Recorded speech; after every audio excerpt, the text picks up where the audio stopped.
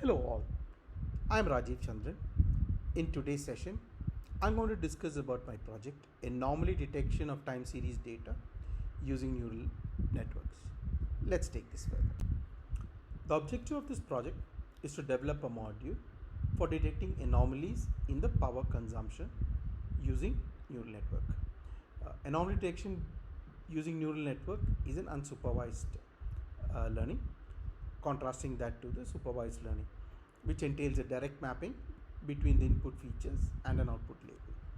Whereas in unsupervised, the patterns are discovered and a relationship between the data is established. For this project, I'm using the long short-term memory autoencoder technique for time series anomalies detection. Next, talking about the dataset. The dataset is from Kaggle.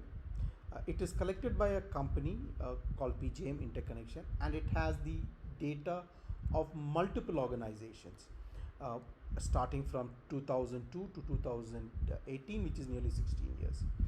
However, for this project, I'm using the data of a company organization called PJME. So if you look at the data, you'll see that the CSV file contains all the organization, while I have picked up only PJME as my input. As with any data science project, one of the first tasks is to clean and get the data prepared for visualization and processing. The first task would be to visualize the way the data is distributed, and you would notice that this is a near normal distribution with a slight skewness on the right, and we can also notice the large consumption is between the range 25K to 35K units. Further, after processing, we would then plot the training and the validation loss. So you would notice in this particular chart that there is no significant gap between the training and the validation dot, which indicates there is no overfitting. Hence, the model would perform better on almost all kind of data. That's the expectation.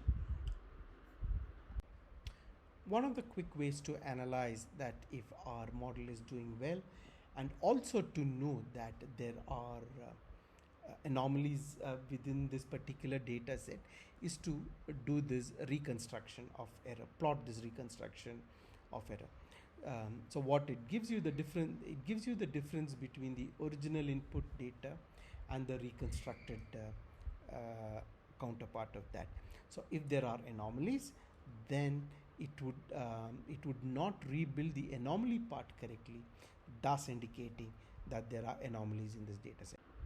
One of the important metrics that we need to calculate for anomaly detection is the threshold, which would indicate what data points are anomalous and not. Now for this, we would use the logs which were generated as the part of reconstruction of errors, which we saw on the previous slide.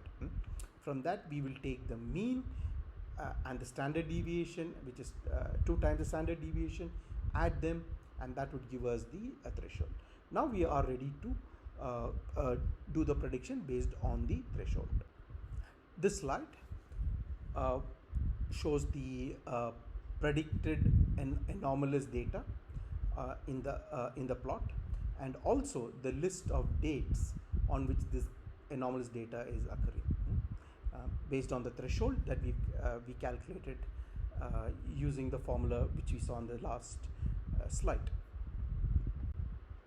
Finally, taking the threshold at 99.9 percentile, the model that I have developed was having a precision of close to 97% in predicting the anomalous data.